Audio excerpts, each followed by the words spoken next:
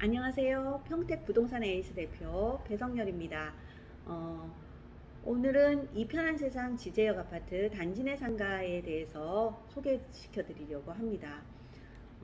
이 편한 세상 지제역 아파트 단지 내 상가는요, 입찰 예정일이나 입찰 예정가가 구체적으로 아직까지 나오지 않은 상황입니다. 9월 초쯤으로 예상은 하고 있는데요. 구체적인 내용이 나오면 다시 알려드리도록 하고요. 오늘은 간단하게 이 편한 세상 지제역에 대해서 알아보는 시간 갖도록 하겠습니다. 이 편한 세상 지제역 아파트 같은 경우는요, 1516세대의 대단지 아파트입니다. 물론 지제역 아파트 주변으로는 거의 대부분이 1500세대에서 2000세대까지 굉장히 큰 대단지들이 많습니다. 고덕 신도시 아파트 같은 경우에는 이렇게 큰 세대의 아파트가 거의 없다시피 한데요. 지제역 아파트 같은 경우에는 이렇게 큰 단지들이 꽤 많습니다. 그 중에서 이 편한 세상 지제역 아파트 같은 경우에는요, 주변 배우 세대도 충분히 확보가 가능하기 때문에 위치적으로는 굉장히 좋은 위치에 입지하고 있다고 생각이 듭니다. 이 편한 세상 지제역 아파트 같은 경우 보면은 일단은 학세권을 자랑으로 꼽습니다. 평택 여자고등학교와 세교중학교를 지척에 두고 있어서 도보로 이용할 수 있기 때문에 가장 좋은 매력적인 아파트이고요. 주변에 힐스테이트 평택 1차 아파트 그리고 2차, 3차 아파트까지가 가까이 있습니다.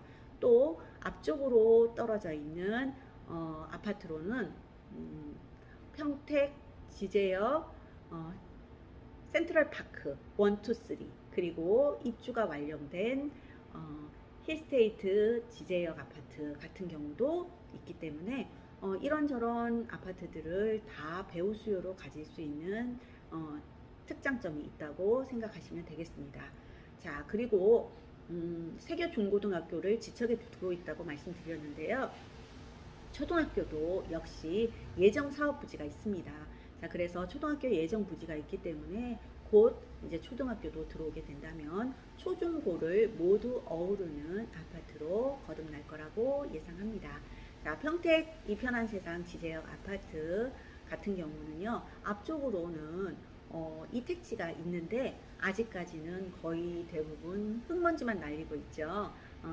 이제 곧 아파트가 입주를 하게 되면은 이제 그때쯤이면 그곳에도 흙먼지 날리던 곳도 이제 아마도 이 택지들이 하나 둘 택지가 조성이 될 거라고 예상을 합니다.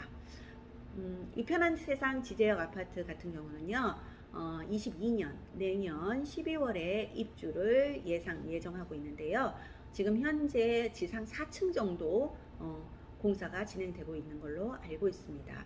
자, 이런 이 편한 세상 지제역 아파트 같은 경우 아파트는 이제 학교를 끼고 있지만 단점으로 하나를 꼽자면 옆에 남쪽으로 위치해 있는 평택 일반산업단지를 꼽을 수 있는데요.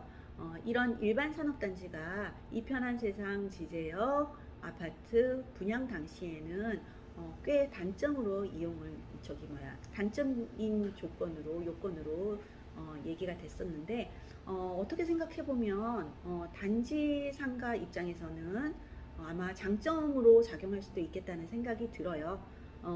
왜냐하면 이 편한 세상 지제역 아파트 단지 상가 같은 경우에는 거의 이제 사거리 코너와 대로변을 인접하고 있는 위치에 구성이 될 겁니다.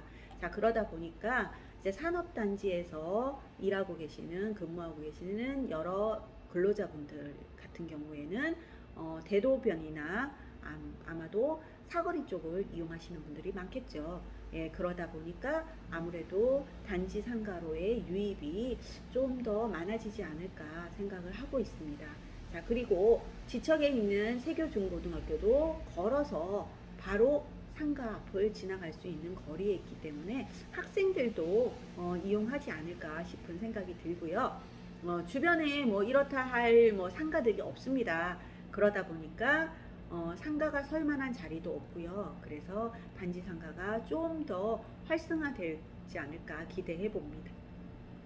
자, 그리고 이제는 이 편한 세상 지제역 아파트 단지 내 상가에 대해서 알아볼 건데요. 자, 단지 내 상가 같은 경우에는 전체 27개 호실로 스트리트형 상가로 구성이 될 예정입니다. 보통의 단지 내 아파트 같은 경우에는 1층과 2층, 2층 건물로 많이 지어져서 있는데요.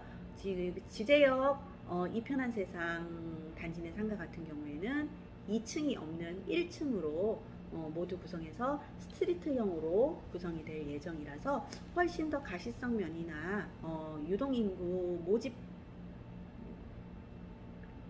면에서는 더 뛰어나지 않을까 싶은 생각을 합니다. 27개 호실 전체는요, 동일 호수가, 동일 평형이 아니라 전용 면적 한 15평 정도서부터 크게는 37평에 이르기까지 골고루 몇 개의 평형이 있는데요.